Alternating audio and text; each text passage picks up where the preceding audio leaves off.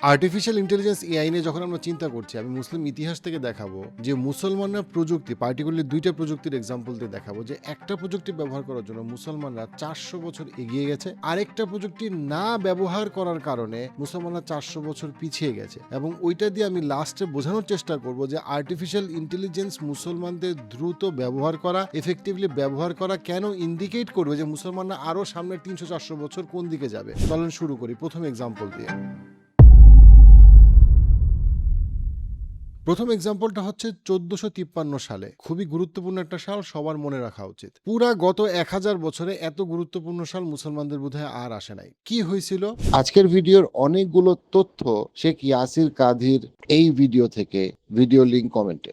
সুলতান মাহমেদ দুই, যার ব্যাপারে রাসূলুল্লাহ সাল্লাল্লাহু আলাইহি ওয়াসাল্লাম প্রফেসাইজ করছিলেন যে এরকম একটা বাহিনী আসবে যারা বিজেন্টিন এম্পায়ারকে, পরবর্তীতে মুসলিম এম্পায়ার, মুসলিম শাসন এখানে শুরু করবে এবং বিজেন্টিন এম্পায়ার হয়ে যাবে ইস্তানবুল। এবং তারপরে 400 বছর এই অটোমান এম্পায়ার কিন্তু ডমিনেট করে পৃথিবীতে।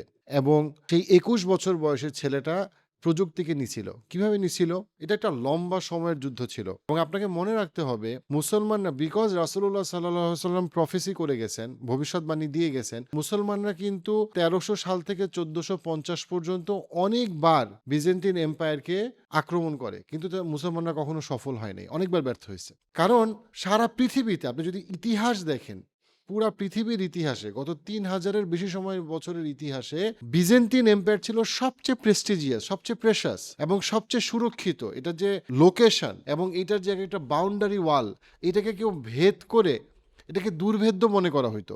সেইখানে মুসলমানরা ওই সময়ের কনটেক্সটে মুসলমানরা অনেক পাওয়ারফুল বলা যাবে না। এবং মুসলমানরা তখন আসলে এটা করতে পারবে, এই আর্মি, এইটা কোনো ওই সময়ের ইতিহাসবিদরা কেউ কল্পনা করতে পারে নাই যে এত উঁচু ওয়াল, এত কড়া প্রাচীর, এত সুরক্ষিত একটা জায়গা বিজেন্টিন, সেটাকে আসলে একটা 21 বছরের সেনাপতির নেতৃত্বে একটা বাহিনী গিয়ে আসলে দখল করবে, এটা কেউ ভাবে নাই। কিন্তু আল্লাহর কথা সত্য, রাসূলুল্লাহ সাল্লাল্লাহু আলাইহি ওয়াসাল্লামের কথা সত্য। কিন্তু ওই যুদ্ধের একটা টার্নিং পয়েন্ট আছে। টার্নিং পয়েন্ট হচ্ছে যখন মুসলমানরা প্রথম সিজ করলো জায়গাটাকে, এখন ঢুকবে কেমনে, ওইটাই তো আসল কথা। যে বিড়ালের গলায় আংটিটা পরাবে কেমনে, ঢুকবে কেমনে, এই এত বড় প্রাচীর, এত সুরক্ষিত, অন্যদিকে সমুদ্র, সে কিভাবে ভেদ করে ঢুকবে? এখানে আমাদের একটা ক্যারেক্টার আসে, সেটা হচ্ছে, তার নাম হচ্ছে ওরবান। ওরবান কি করে? ওরবান হচ্ছে একজন কামানের প্রকৌশলী, ইঞ্জিনিয়ার, কামান বানায়। তার একটা আইডিয়া আসছে। আইডিয়াটা হইল যে বিশাল কামান সে বানাইতে পারবে, এত বড় কামান বানাইতে পারবে যে কামান আগে কখনো পৃথিবীতে বানানো হয়নি। কেউ জানে না এত বড় কামান কখনো যুদ্ধে ইউজ হয়। প্রথমে সে বিজেন্টিন এম্পায়ারের কাছে গেছে, গিয়ে বলছে এটা হইলো আমার স্টার্ট আপ আইডিয়া, আমি স্টার্ট আপের ফাউন্ডার, আমি কি চাই? আমি চাই অনেক টাকা। অনেক টাকা দিলে তুমি কি করবা? তো আমি এই বিশাল বড় কামান বানাবো, যে কামান দিয়ে আপনি যে কোনো বাহিনীর বিরুদ্ধে, ইনক্লুডিং এই মুসলিম বাহিনীর বিরুদ্ধে, আপনি যুদ্ধে জিততে পারবেন। বিজেন্টাইন এম্পায়ারের কাছে এটা একটা ফালতু আইডিয়া মনে হয়েছে, সে রিজেক্ট করছে। দূর, এগুলো ফালতু কথা বলছে, আমি এত টাকা কেন দিব? যখন বিজেন্টাইন এম্পায়ার তাকে রিজেক্ট করছে, তার প্রযুক্তিকে নিবে না, তার এই আইডিয়া তার ভাল লাগে নাই, অথবা মনে হয়েছে এটা ইনভেস্ট করার মতো আইডিয়া না, তখন সে গেছে আরেকজনের কাছে, সেটাকে সুলতান মেহমেদ টু। তার বাহিনীতে এসে সে বলছে যে আমার এই আইডিয়া আছে, আমি আপনাদেরকে এটা জানাচ্ছি, এবং আপনারা যদি এটা নেন, এই যুদ্ধে আপনাদের জিতার সম্ভাবনা অনেক বেড়ে যাবে। সুলতান মেহমেদ টু পুরা জিনিসটা যখন শুনলো, ওনার কাছে মনে হয়েছে এটা সম্ভব, ওনার কাছে মনে হয়েছে এটা ভালো কিছু হবে। তখন উনি বিশাল টাকা, যে টাকা চাইছে বিশাল টাকা, মানে যুদ্ধের সময় টাকা কিন্তু খুব মানে সিরিয়াস, কি বলবো, দামি জিনিস। সেই সময় উনি এই রিস্কটা নেয়। উনি তখন এই হাঙ্গেরিয়ান, সে কিন্তু মুসলমান ছিল না, খুবই ইম্পর্টেন্ট, এই প্রকৌশলী। এবং আমাদের বর্তমান সময়ে পৃথিবীর অনেক যারা এই এআই ইঞ্জিনিয়ার বা ফাউন্ডার, তারা না ইহুদি, মুসলমান, খ্রিস্টান, কিচ্ছু তারা না, তারা টাকার ধর্মে বিশ্বাসী, তারা টাকা চায়, তারা টাকা দিয়ে সফলতাকে মেজার করে। যে তাকে টাকা দিবে, সেটা সৌদি আরব দেখ, দুবাই দেখ, টার্কি দেখ, আর ইসরায়েল দেখ, অথবা আমেরিকা দেখ, যে তাকে টাকা দিবে সেই দিকে সে চলে যাবে, সেই দিকে সে ক্যাপিটালকে অ্যালোকেট করবে। এবং সেই সময় ওরবানের ক্ষেত্রে এটা সত্যি ছিল।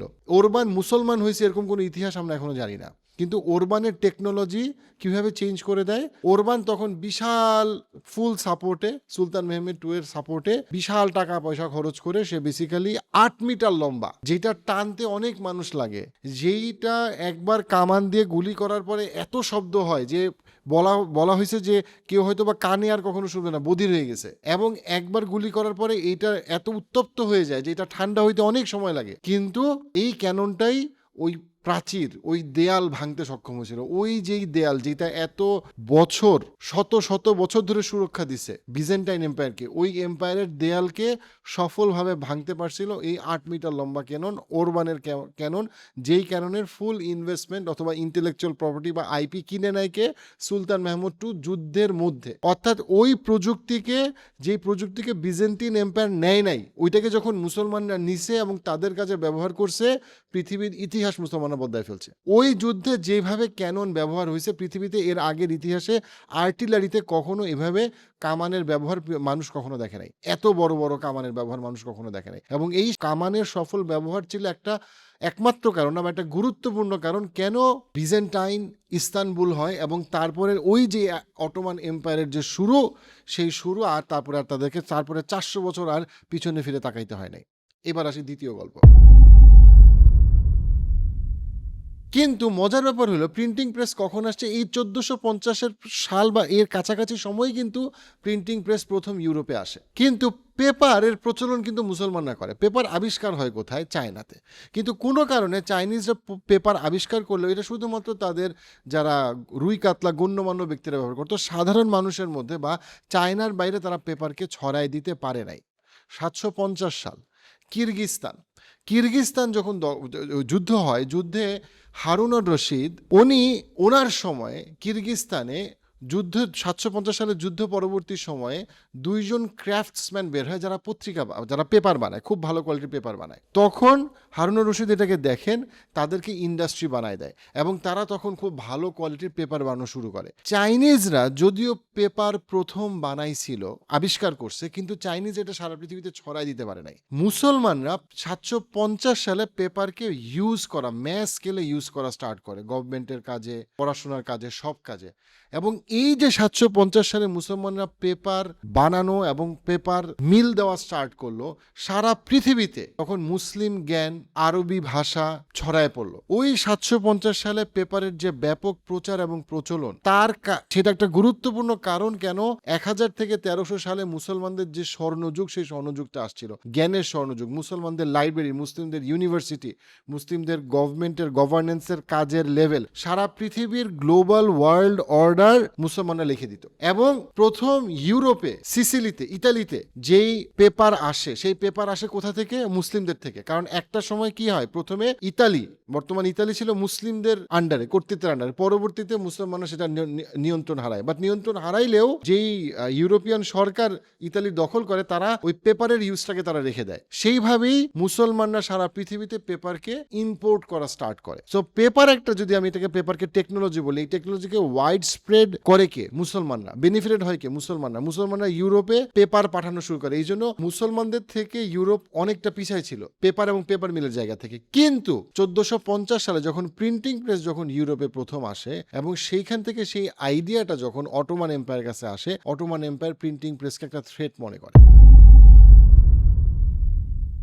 কেন থ্রেট মনে করে? এটার অনেকগুলা অ্যাঙ্গেল আছে। একটা হইলো তাদের রিলিজিয়াস স্কলাররা, ট্রেডিশনালিস্টরা এটাকে মনে করে না, এটা একটা ঝামেলা, এটা দিয়ে খারাপ কিছু হইতে পারে, বই বিকৃত করা হইতে পারে। আরেকটা আবার গভর্নমেন্টের যারা লোক ছিল অটোমান এম্পায়ারে, তাদের একটা বড় অংশ মনে করে পাবলিক লেভেলে যদি এত ম্যাস ইনফরমেশন চলে যায় এবং পাবলিক যদি এত এম্পাওয়ার্ড হয়, তাহলে হয়তো আমাদের এদেরকে রুল করা কঠিন হয়ে যাবে, আমরা হয়তোবা রাজত্ব ধরে রাখতে পারবো না। এখানে আমাদের একটা ভুল আছে মুসলিমদের। আমরা মুসলিম ইতিহাসকে পারফেক্ট মনে করি। আমরা মনে করি মুসলিম ইতিহাসে কোনো অবিচার হয় নাই, দুর্নীতি হয় নাই। এটা কমপ্লিটলি ভুল। মুসলিম ইতিহাসে দুর্নীতি হয়েছে, অবিচার হয়েছে, ভুল সিদ্ধান্ত হয়েছে। তবে সেটা অবশ্যই ইউরোপ, আমেরিকা গত 300 বছরে যা করছে তার 100 ভাগের 1 ভাগ কিন্তু হয়েছে।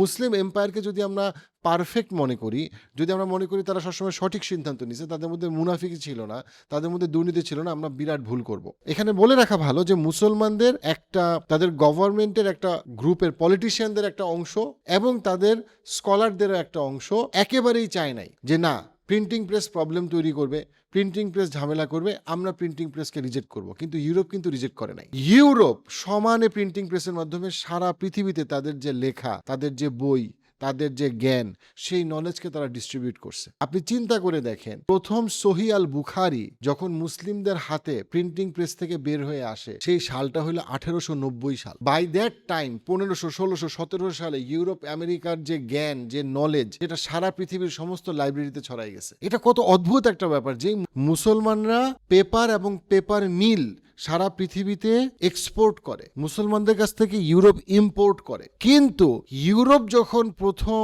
প্রিন্টিং প্রেস নিয়ে আসে, মুসলমানরা সেটা নেয় নাই, মুসলমানরা সেটাতে ভয় পাইছে, মুসলমান এটাকে খারাপ কিছু মনে করছে, মুসলমানের প্রযুক্তিটাকে গ্রহণ করে নাই। যেটার জন্য ইউরোপ এবং ব্রিটিশরা সারা পৃথিবীতে যখন তাদের লেখা, তাদের ন্যারেটিভ, তাদের বই প্রিন্টিং প্রেসের মাধ্যমে লক্ষ কোটি কপি সারা পৃথিবীতে ছড়াই দিছে, তখন মুসলমানরা তাদের নিজেদের বই পুস্তককে এবং জ্ঞানকে তারা ছড়াইতে পারে নাই, তাদের নিজেদের মানুষদের মধ্যেও তারা ছড়াইতে পারে নাই। দেখা গেছে মুসলিম ওয়ার্ল্ডেও আস্তে আস্তে ইউরোপিয়ান বই ঢুকে যাচ্ছে, কিন্তু প্রিন্টিং প্রেসের হবে মুসলমানরা তাদের জ্ঞানটাকে ছড়াইতে পারতেছে না। তারা শুধুমাত্র বলতেছে যে ও ইউরোপের জ্ঞান, এটা তো হারাম জ্ঞান, এটা খারাপ, কিন্তু ওই জ্ঞানটাই কিন্তু আসলে আস্তে আস্তে সব মানুষের কাছে সারা পৃথিবীতে ছড়াই গেছে। এই জন্য 1890 সালে সহিহ আল বুখারী প্রিন্ট হয়, এবং সেই 1700-1800 সালেও আমরা সেই ইতিহাস পাই যে ইস্তানবুলে একটা প্রিন্টিং প্রেস প্রতিষ্ঠা করার জন্য একজন মুসলিম উদ্যোক্তাকে নিয়ে আসতে হইতেছে, একদম আপনার সেন্ট্রাল অথরিটি থেকে ফতোয়া নিয়ে আসতে হইতেছে, কাজীর কাছ থেকে ফতোয়া নিয়ে আসতে হইতেছে, তাও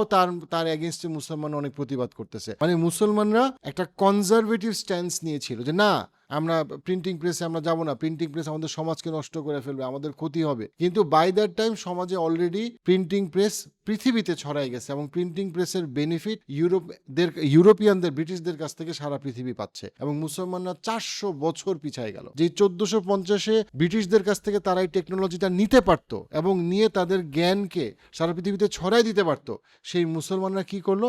সেই মুসলমানরা ভুল সিদ্ধান্ত নিল, প্রিন্টিং প্রেসকে তারা বর্জন করলো, আধুনিক টেকনোলজিকে তারা বর্জন করলো, এবং তারা 400 বছর পিছায় গেল। যেটা একটা গুরুত্বপূর্ণ কারণ কেন মুসলমানরা পিছায় গেছে, যেখানে মুসলমানরা এত আগানো ছিল, এত ফরওয়ার্ড থিঙ্কিং ছিল। এইবার আমরা আসি আমাদের আর্টিফিশিয়াল ইন্টেলিজেন্সে।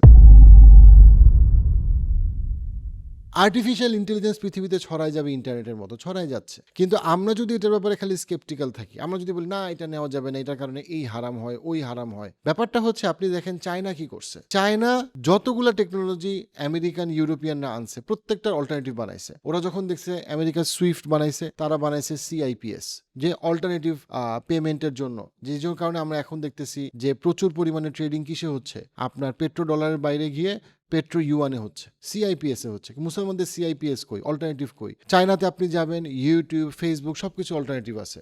তাদের উইচ্যাটের অ্যাজ আ অ্যাপ, তাদের উইচ্যাট পৃথিবীর বলা হয়ে থাকে সবচেয়ে পাওয়ারফুল অ্যাপের একটা। আপনি হুয়াওয়ের মতো কোম্পানি তারা তৈরি করছে। আপনি যদি এবার ইরান এবং আমেরিকার যুদ্ধ দেখেন, ড্রোন টেকনোলজি ওয়ারফেয়ারে কিন্তু খুব বেশি পুরানো না, কিন্তু ড্রোন টেকনোলজি যখনই আসছে, এটাকে মুসলমানদের মধ্যে ইরান এবং টার্কি সবচেয়ে বেশি ব্যবহার করছে। ইরান 1979 থেকে আমেরিকান স্যাংশনে আছে। তারা জানতো যে তারা অনেক দামি অস্ত্রশস্ত্র কিনতে পারবে না, তারা নিজেদের মধ্যে তাদের নিজেদের একটা মিলিটারি ইন্ডাস্ট্রিয়াল কমপ্লেক্স তৈরি করছে। তার মধ্যে একটা হচ্ছে শাহিদ ড্রোন। এই যে শাহিদ ড্রোন তৈরি করছে, সেটা দেখেন আমেরিকার মতো বিশাল সামরিক শক্তিশালী বাহিনীর খেলাটাকে তারা কিভাবে ঘুরাই ফেলছে সস্তা শাহিদ ড্রোন দিয়ে। আপনি দেখেন টার্কি আজকে 150টার বেশি দেশে তাদের ড্রোন টেকনোলজিকে তারা সার্কুলেট করতেছে। দেখেন ড্রোন একটা টেকনোলজি, সেই টেকনোলজিটাকে ব্যবহার করার কারণে পৃথিবীতে কিভাবে কিছু দেশ আগায় যাচ্ছে, কিছু দেশ পিছায় যাচ্ছে। এআই একইভাবে একটা টেকনোলজি, এই টেকনোলজিকে ব্যবহার করে হয় আপনি আগাবেন, তা না হলে এই টেকনোলজি অন্য কোনো দেশ ব্যবহার করে আপনাকে কলোনাইজ করবে, আপনাকে দাস বানাবে। তখন আপনি বলবেন হায় হায় দাজ্জাল আসছে, এইটা হইছে ওইটা হইছে। কিন্তু দাজ্জাল আসলে আপনার মনের ভিতরে এই সেন্সে যে আসলে দাজ্জাল আসে নাই, কিন্তু টেকনোলজি ব্যবহার করে ওরা দাজ্জালের কাছাকাছি ক্ষমতায় চলে গেছে। আর টেকনোলজিকে বর্জন করে আমি এবং আপনি হাই হুতাশ করতেছি। আমরা কোন টেকনোলজিটাতে আগায় যাচ্ছি? আমাদের তো 20 কোটি মানুষ আছে, আমাদের তো ট্যালেন্টেড মানুষ আছে। আমাদের ছেলে মেয়ে যদি একটা টেকনোলজি শিখতে চায়, আমরা বাবা মনে করি সময় নষ্ট করতেছে। সো আমরা artificial intelligence, cyber security, big data, এই জায়গাগুলোতে আমাদের বাবা মা বলি, ছেলে মেয়ে বলি, যথেষ্ট পরিমাণে সচেতনতা নাই। এই টেকনোলজিকে আমি তাড়াতাড়ি কিভাবে কাজে লাগাই, আমার কোম্পানির এফিসিয়েন্সি বাড়াইতে পারি, আমার দেশে এমন প্রোডাক্ট সার্ভিস বানাইতে পারি যেটা সারা পৃথিবীর মানুষ ইউজ করবে, এই চিন্তা আমাদের নাই। এই চিন্তা পুরো মুসলিম উম্মার নাই। এই পুরো মুসলিম উম্মার থেকে কি কোনো নেক্সট আর্টিফিশিয়াল ইন্টেলিজেন্সের নতুন কোনো ইনোভেশন আসতেছে যেটার দিকে সারা পৃথিবী তাকায় আছে? না, পৃথিবী তাকায় আছে চায়না চায়নার দিকে, পৃথিবী তাকায় আছে আমেরিকার দিকে। কেন? মুসলমানরা তো কালেকটিভলি 2 বিলিয়নের বেশি মানুষ, এখন 2 বিলিয়নের বেশি মানুষ আমরা। কেন? আমাদের পপুলেশন তো টেকনিক্যালি আমেরিকা বা চায়না থেকে অনেক বেশি, আমাদের কালেকটিভ ইকোনমি তো অনেক বড়, কিন্তু আমাদের ফোকাস নাই। আমরা টেকনোলজির যে পাওয়ারটা, সেই পাওয়ারটা আমরা যে নার্চার করব সেই ব্যাপারে আমাদের যথেষ্ট পরিমাণে সচেতনতা নাই। আমরা খালি দর্শক, আমরা বসে আছি যে অন্যরা কি করে, হায় হায় এটা হবে, হায় হায় ওইটা হবে, হায় হায় চাকরি চলে যাবে। কিন্তু আমি চাকরি আরো 10টা মানুষকে দেওয়ার জন্য এআই কে কিভাবে ব্যবহার করব ওই চিন্তা আমাদের নাই। সো মুসলিম ইতিহাসের এই যে দুইটা এক্সাম্পল আমি দিলাম, একটা হচ্ছে ওরবানের ক্যানন, যেটা একটা রিডিকুলাস আইডিয়া ছিল, যেটা ওই যুদ্ধের মধ্যে এতগুলো টাকা চাচ্ছে এবং তার কাছে কোনো প্রোটোটাইপ নাই। সেইখানে সুলতান মাহমুদ II কিভাবে এইটাতে ইনভেস্ট করলো এবং ইনভেস্ট করে কিভাবে এই টেকনোলজিটা দিয়ে সে পৃথিবীর ইতিহাস চেঞ্জ করে ফেললো, মুসলমানরা 400 বছর আগায় গেল। কিভাবে সুলতান হারুন আর রশিদ উনি কিভাবে পেপার শিখলো, পেপারের ব্যবহারটা বুঝলো, সারা পৃথিবীতে পেপার ছড়াই দিল এবং তাতে মুসলিম জ্ঞানের কিভাবে প্রভাব বিস্তার করলো। আবার on the other hand printing press যখন অটোমান এম্পায়ার রিজেক্ট করলো এবং শক্ত হয়ে বসে থাকলো যে না, প্রিন্টিং প্রেস আমরা ঢুকতে দিব না, প্রিন্টিং প্রেস আসতে পারবে না, তখন কিভাবে মুসলমানরা পিছায় গেল। এখান থেকে আমাদেরকে একই দৃষ্টিকোণ থেকে আমাদেরকে আর্টিফিশিয়াল ইন্টেলিজেন্স, বিগ ডাটা কে এবং সাইবার সিকিউরিটিকে আমাদের দেখতে হবে। ইদার আমরা এগুলাকে ব্যবহার করে সামনে আগায় যাব, তা না হইলে এগুলা আমাদের শত্রুপক্ষ ব্যবহার করে আমাদেরকে কলোনাইজ করবে এবং আমরা হাই হাই করব।